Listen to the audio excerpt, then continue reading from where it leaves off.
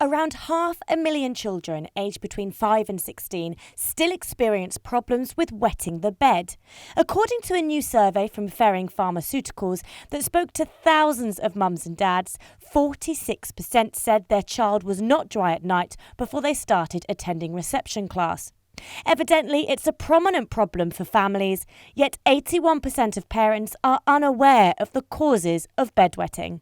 Bedwetting is a very common childhood problem. It affects around 20% of children at age 5 and around 10% of children at age 7. And it decreases through adolescence, but we do know around 2% of adults still wet the bed. Bedwetting has a number of causes, and these include making too much urine at night, a bladder that's not able to store that urine, and also a problem with the child waking up to the full bladder signals, so they don't know they've got to wake up and go to the toilet.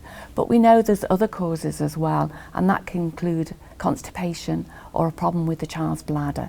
Speaking to parents, we know that there's lots of concerns, and certainly some of the things they tell us show that the bedwetting is quite distressing for both them and the child, and I think for that reason bedwetting should be addressed and treated.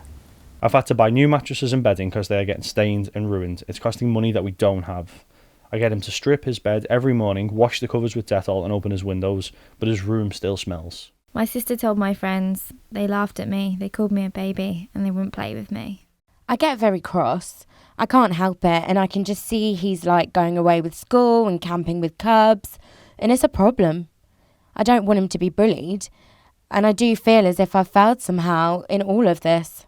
I think healthcare professionals do recognise that bedwetting is a medical condition, but I think for many children and families they're not aware of that, which makes life quite difficult for them. A lot of work's being done to assist children and families who suffer from bedwetting. The National Institute for Clinical Excellence, known as NICE, have produced guidelines around bedwetting and also minimum standards for treatment of bedwetting.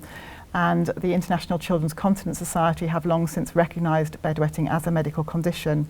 There are clinics across the country for children with bedwetting and other continence problems. Help is available. The best place to start would be to speak to your school nurse or your family doctor.